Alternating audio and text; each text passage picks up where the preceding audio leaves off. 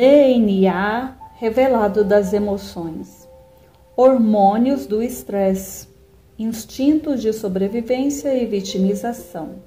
De acordo com as neurociências, viver no estresse é viver no nível de sobrevivência. Quando percebemos uma situação estressante, um momento ameaçador, potencialmente perigoso e desagradável, que não podemos prever nem controlar, nosso sistema nervoso simpático entra em ação. Para garantir a preservação da vida, modifica a bioquímica para que tenhamos energia para fugir ou lutar. Produzimos cortisol, hormônio do estresse, e ativamos o modo vitimização, assim que entramos no instinto de sobrevivência.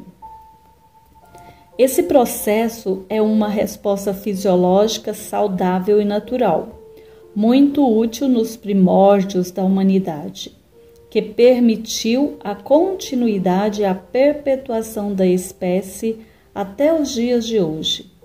Na linha da evolução, esse recurso adaptativo permitiu que nossos ancestrais dos tempos das cavernas sobrevivessem de maneira a perpetuar a espécie por milhares de anos, até chegar à atualidade das nossas próprias vidas. O modo sobrevivência era, e ainda é, ativado diante do estresse de uma ameaça ou perigo, fornecendo mais energia ao corpo para instintivamente avaliar conforme a situação, se era mais conveniente fugir e se esconder do predador ou ficar e lutar. Aprendi essa linha de raciocínio com Joe Dispenza, no treinamento mental placebo. Então, entendi que quando entramos no nível vitimização, analogicamente funciona da mesma maneira. Quando qualquer coisa que acontece, eu culpo os outros pelo que está acontecendo na minha vida, algo externo. Eu entro no nível de consciência da contratação e tudo começa a dar errado, pois aqui, sendo vítima, aquilo que penso, sinto e ajo está co-criando mais do mesmo. O nível de vitimização é ativado diante de um evento em que alguém fez algo para mim, ameaça, perigo, desequilíbrio, desemprego, traição, roubo, assalto, separação, acidente, engano, rejeição, ferimento, humilhação, xingamento. Esta energia emitida pelas emoções de incapacidade, injustiça, prejuízo, inferioridade, etc., fornece mais energia ao corpo para instintivamente avaliar, conforme a situação, se era mais conveniente lutar, atacar, ofender, ferir, julgar, reclamar, brigar, fugir, etc. Bingo! Vítimas sendo vítimas, a culpa sempre está lá fora. Assim, diante de uma situação percebida como ameaçadora ou perigosa, nosso corpo passa por várias mudanças fisiológicas automáticas para aumentar as possibilidades de sobrevivência diante do evento que se apresenta. Calafrios, pupilas dilatadas para melhorar a visão. Rosto vermelho em chamas, pois os ritmos cardíaco e respiratório aumentam para possibilitar a corrida ou a luta. Mais glicose é liberada para aumentar a energia do corpo. O fluxo sanguíneo se direciona para as extremidades do corpo para facilitar e agilizar a movimentação. Paralisação da fala ou falar demais, pois são liberados cortisol e adrenalina, que chegam aos músculos, também para aumentar a energia e a força para correr ou lutar. Sensação de desmaio, pois a circulação se desloca do cérebro anterior racional para o cérebro posterior instintivo, facilitando reações instantâneas. Essas mudanças são naturalmente programadas para atuar em explosões de estresse de curto prazo, isto é, somente para visibilizar a sobrevivência em uma situação de perigo iminente. E quando o evento de perigo ou ameaça passa, o corpo naturalmente volta ao equilíbrio em alguns minutos ou poucas horas. Com certeza, você já sentiu tudo isso em um momento de raiva, de susto ou de medo. Essas mudanças fisiológicas nos fazem agir instintivamente, ou seja, sem racionalizar. Quem nunca agiu com grosseria ou agressividade em uma explosão de estresse ou raiva, falando e fazendo coisas das quais se arrependeu amargamente depois de voltar ao normal e racionalizar a situação? Bingo! Sempre nos arrependemos depois, pois a vibração da explosão química do que falamos, sentimos e agimos fica no campo, criando mais disso. Isso acontece porque quando estamos sob o efeito dos hormônios do estresse, nossa única preocupação é a própria vida e segurança. Por isso, agimos instintivamente com egoísmo. Em modo sobrevivência, nos tornamos materialistas e imediatistas, pois os hormônios do estresse nos fazem direcionar toda a atenção para a realidade externa, na qual se encontra o perigo ou a ameaça, e percebemos a realidade somente pelos sentidos, sem muito espaço ou tempo para analisar e racionalizar as situações. Sem dúvida, essa função fisiológica de adaptar o corpo para lidar com estresse é fundamental à vida. A ativação do modo sobrevivência existe para que possamos resolver situações pontuais de modo a salvar nossa vida ou a vida de quem está perto.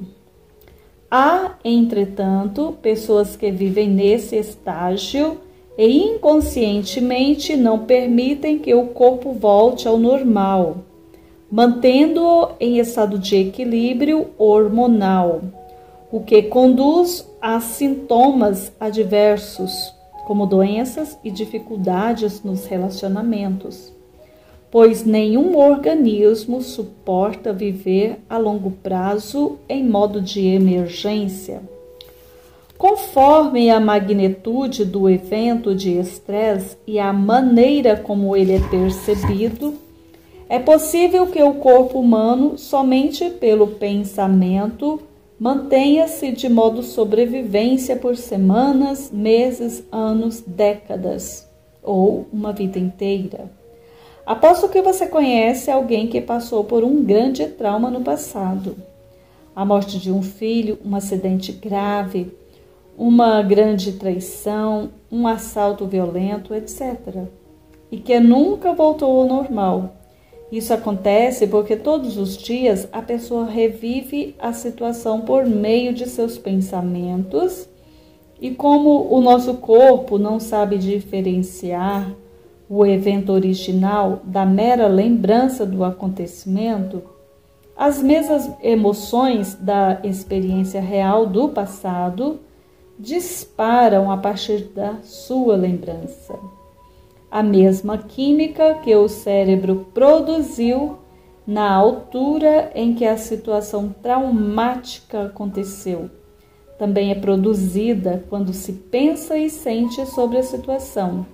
Dessa forma, o cérebro se ancora no passado e entra em uma espécie de piloto automático, de maneira que, ao recordar a experiência continuamente, será produzida a mesma química e estarão presentes as mesmas emoções. A longo prazo, o corpo fica extremamente condicionado às descargas químicas do nível sobrevivência, ao ponto de se tornar viciado nessas substâncias. Quanto mais as emoções negativas e que causam estresse são reforçadas, mais química é liberada, mais o vício se reforça e isso mantém a pessoa sempre alerta, focando toda a sua atenção e energia nos medos, tragédias, perigos e ameaças, a ponto de conectar sua própria identidade com o mundo externo, o qual passa a defini-la. Como as emoções do estresse causam dependência química, ou seja, vícios e feridas emocionais, o indivíduo usa pessoas e situações de sua realidade externa para alimentar sua falta. Por exemplo, usa os pais para reforçar sua dependência ao julgamento. Usa o vizinho barulhento para reforçar sua dependência à raiva. Culpa o chefe e a empresa por reforçar sua rejeição, abandono, inferioridade até traição. Usa seus filhos para reforçar sua dependência à culpa. Usa o ex-companheiro para reforçar sua dependência à mágoa e assim por diante.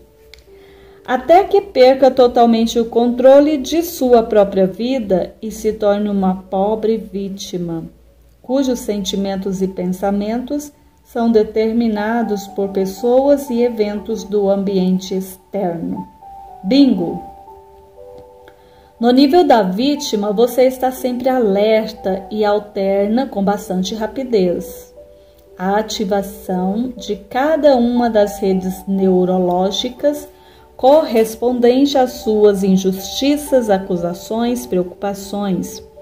Com o tempo, esse estreitamento do foco causa um desequilíbrio no funcionamento do cérebro, que passa a operar em um padrão desordenado, desincronizado, ineficiente e incoerente com uma orquestra, em que cada músico toca seu instrumento em um ritmo diferente dos demais. Mais adiante falaremos em detalhes sobre a importância da coerência, tanto no cérebro como no coração, como o método, a fórmula e a frequência vibracional para alinhar e ajustar isso tudo. A consequência desse direcionamento da atenção e energia para as questões da realidade externa é que a pessoa se manterá limitada às experiências que já conhece. Com toda a atenção e energia voltada para as respostas conhecidas e previsíveis do mundo externo, não sobra energia para o mundo interno, no qual se encontram as possibilidades de mudança. Em outras palavras, não é possível pensar, sentir e direcionar o foco para o novo quando a pessoa é coitadinha e está viciada na velha realidade conhecida. O vício na realidade familiar nem sempre é percebido pelas pessoas como de todo negativo, pois laços energéticos são criados com os elementos habituais. Muitas vezes, ainda que inconscientemente, a pessoa prefere não se aventurar com novas possibilidades, para manter o controle sobre a previsibilidade de seu futuro, com base no seu passado conhecido. Os laços energéticos que conectam as pessoas com os elementos familiares fazem com que os campos energéticos se conectem por meio de uma linha invisível, pelo qual as informações são compartilhadas da mesma forma que os campos dos átomos se conectam para formar uma molécula. Elaine Ourives.